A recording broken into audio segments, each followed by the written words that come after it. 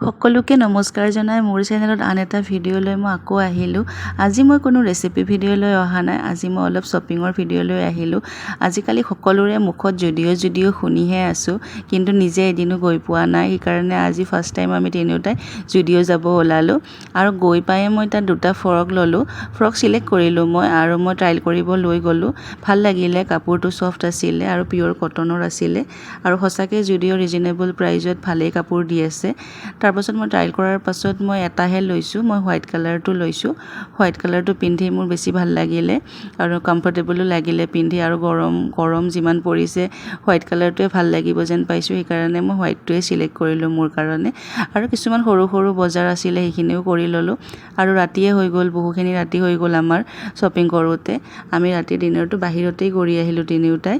আৰু যদি মোৰ চেনেলত আপোনালোকে এনেকুৱা সৰু সৰু ভিডিঅ' চাব বিচাৰে তেনেহ'লে মোৰ চেনেলটো লাইক শ্বেয়াৰ ছাবস্ক্ৰাইব কৰি দিব।